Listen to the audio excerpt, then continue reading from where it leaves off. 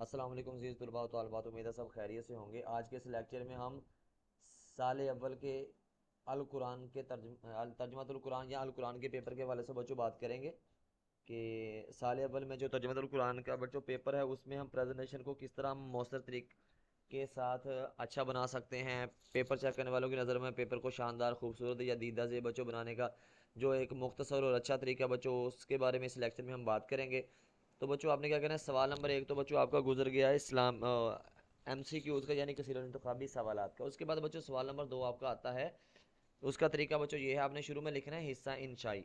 حصہ انشائی بیٹا لکھنے کے بعد آپ نے اس کے نیچے لکھنا ہے سوال نمبر دو۔ اب یہ سوال نمبر ایک تو آپ کا ایم سی کیوز میں گزر گیا بچوں، اب سوال نمبر دو پہ ہم بات کریں گے کہ سوال نمبر بچوں آپ نے حصہ انشائی لکھا، حصہ انشائی لکھنے کے بعد بیٹا اب آپ نے کیا کرنا ہے،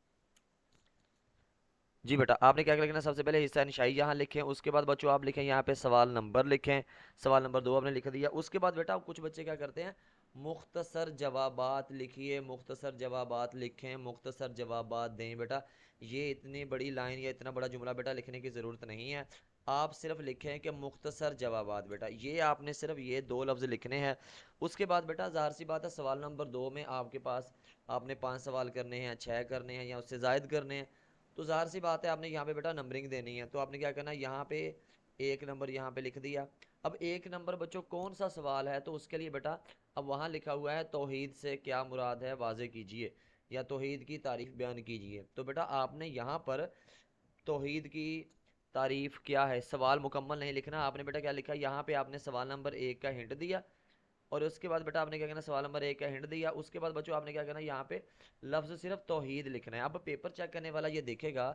کہ صرف توحید کی تعریف بچے نے لکھی ہے، اگر آ جائے توحید کے متعلقہ قرآنی آئے تو بیٹا آپ نے کیا لکھنا ہے، توحید، یہاں پہ آپ نے کیا کرنا ہے بچوں،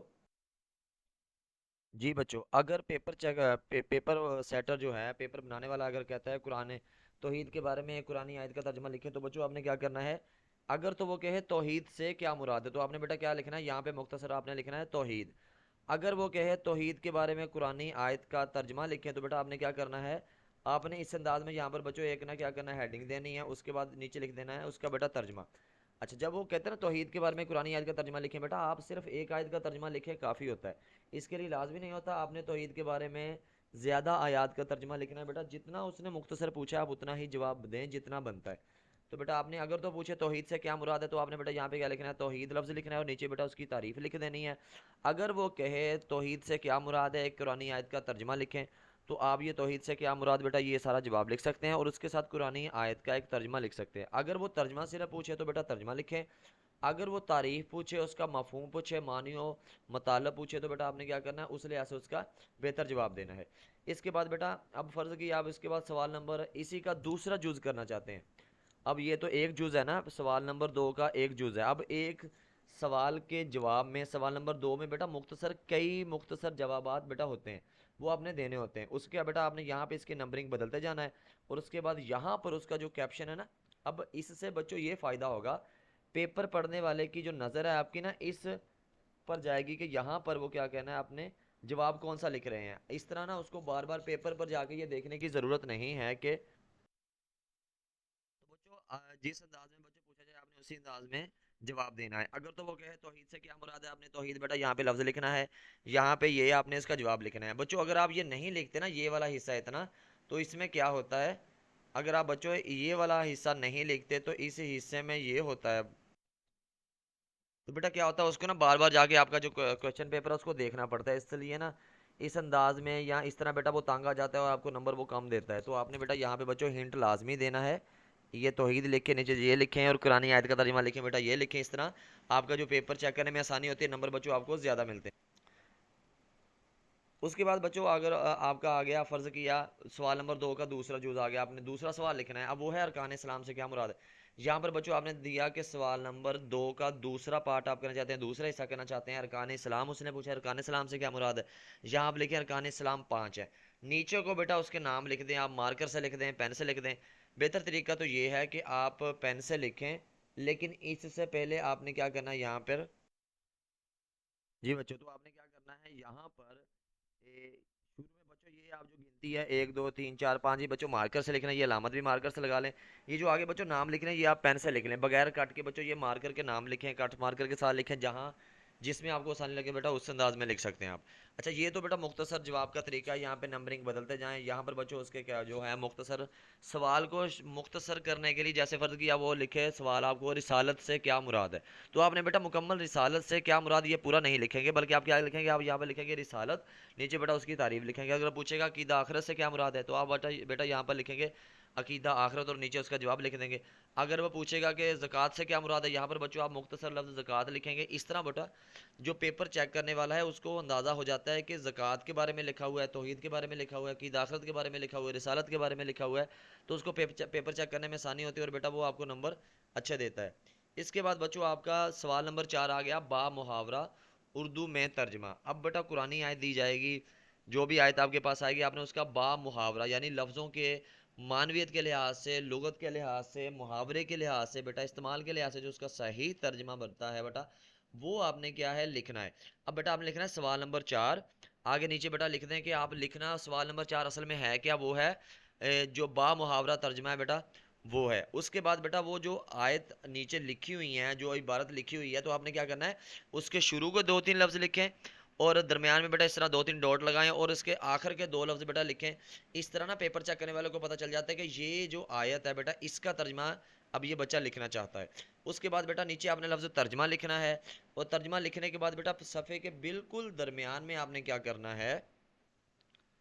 जी बच्चों, तो आपने ये सारा करने के बाद जो तर्जमा है बच्चों वो आपने दरमियान में लिखना है, बगैर कट के मार्कर से लिख लें या पेन से लिख लें। लेकिन बेटा अगर आपने पेन से लिखना है सारा तर्जमा तो ये जो वाबैन साथ में बेटा साइडों पे इन्वर्टेड कोमा या वाबैन बेटा लगाए गए हैं, तो आपने ये मार्कर से, अगर तो तर्जमा पेन से लिखते हैं तो ये जो इन्वर्टेड कोमा बेटा आप मार्कर से लिखें। अगर आप सारे का सारा बगैर कट के मार्कर से दरमियान में लिखेंगे ये भी एक अच्छा अंदाज है। पेन से भी लिख सकते हैं, पेन से लिखेंगे तर्जमा तो मार्कर से इन्वर्टेड कोमा लगाएं। अगर बेटा आप सारे का सारा मार्कर से लिखते हैं तो भी बेटा इन्वर्टेड कोमा है वो भी आप मार्कर से लगाएंगे। ये बेटा अंदाज़ है, जितनी भी आपको आयात का तर्जमा आएगा बच्चों आप इसी अंदाज में लिखेंगे, दरमियान में होना चाहिए और खूबसूरत होना चाहिए और साफ़ सुथरा हो बेटा। इसके बाद बेटा आपका तफसीली जवाब आ गया, या तो वो गज़वा ओहद के बारे के हालात व वाक़यात पूछ लें या फिर बेटा अच्छा बेटा इसके बाद आपका तफसीली जवाब सवाल नंबर 5 आप ऊपर बेटा लिखेंगे, नीचे सिर्फ लिखेंगे तफसीली जवाब। यहाँ पर बच्चों तफसीली जवाबात लिखने की ज़रूरत नहीं है, आपने सिर्फ लफ्ज़ तफसीली जवाब लिखना है। उसके बाद बेटा जो आपका सवाल है उसको आपने मुख्तसर इस तरह इस अंदाज में लिख देना है। अगर वो कहे कि किसी मज़ामीन का पूछे कि फ़लाँ के मज़ामीन उसके फ़ज़ाइल के बारे में लिखेंगे तो बेटा आपने शुरू में वो आपने यहाँ पे इस अंदाज में लिख देना ताकि नीचे उसको बयान कर सके। और बेटा कोशिश ये करें कि जो भी आप जवाब लिखते हैं मुख्तसर है, तफसीली है। मिसाल के तौर पे फ़र्ज़ किया आपने लिखा है तौहीद के बारे में लिखा हुआ है, तो तौहीद के बारे में बेटा आपने फ़र्ज़ किया ये उसने तारीफ़ पूछी तो नीचे बेटा एक आयत का तर्जमा लिखेगा। तो इस अंदाज़ में आपके नंबर अगर फ़र्ज़ किया उसको पसंद नहीं जवाब आता है तो उसने आपको 2 में से 1 देना है, तो आपको नीचे आयत का तर्जमा लिखा है तो इस अंदाज़ में आपको 2 में से 2 दे सकता है। अगर वह पूछे रिसालत से क्या मुराद है, आपने ऊपर बेटा लिखा है रिसालत की तारीफ़ लिखी है। नीचे अगर आप रिसालत के बारे में कुरानी आयत का तर्जमा लिखते हैं या हदीस का तर्जमा लिखते हैं तो बेटा आपको नंबर अच्छे दे सकता है। तो बेटा कोशिश कि ये करें कि कुरान और हदीस के जो तर्जमे हैं, जो आयत के तर्जमे बेटा वो मुख्तसर एक एक आयत का या दो दो आयत का बेटा तर्जमा याद करें। पाँच पाँच दादा या आयत का तर्जमा एक ही जगह पे इकट्ठा लिखना बेटा वो ज़्यादा असरअंदाज नहीं होता, वो बाअसर नहीं होता। एक आयत का तर्जमा भी आप कहीं लिखते हैं तो वो आपका रेफरेंस, वो आपका हवाला बेटा ज़्यादा होता है। तफसीली जवाब में जितनी आप आयत का तर्जमा ज़्यादा लिखेंगे, आप बेटा अहादीस का तर्जमा ज़्यादा लिखेंगे, तो इस अंदाज में बेटा आधे नंबर तो होते हैं बेटा आपने जो उस पर बात करनी है अपनी तरफ से बेटा जो बात करनी है आपने चीज़ों को समझ के लिखना है, आधे नंबर तो फ़र्ज़ किया। अगर आपके 5 नंबर हैं कहीं पे किसी सवाल के जवाब के, 3 नंबर बेटा आपको मिलेंगे आपने जो अपने पैराग्राफ दरमियान में लिखने हैं वो बेटा। जो आपने कुरान और हदीस का तर्जमा लिखना है 2 नंबर उसके हैं। बगैर कुरान और हदीस के तर्जमे में कहीं बच्चों बात करेंगे तो वो आपकी बात अधूरी मानी जाती है, यानी आप कुछ भी बोलेंगे उसके ऊपर बेटा या उसके मुतलका आप कुरानी आयत का हवाला या हदीस का हवाला नहीं देते तो आपकी बात बेटा सबूत के साथ पेश नहीं होती। इसलिए बेटा कुरान और हदीस का जो हवाला है वो लाजमी है। इस्लामियात का पेपर हो या तर्जमतुल कुरान का पेपर हो बेटा, दोनों में कुरान और हदीस से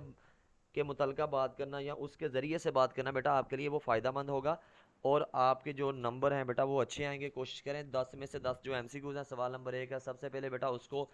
آپ اچھے انداز میں کریں, اس میں سے 10 نمبر لیں. اس کے بعد جو بیٹا حصہ جو تحریری ہے, حصہ انشائی ہے, جو حصہ طرز والا بیٹا ہے, تحریر والا ہے, لکھنے والا ہے,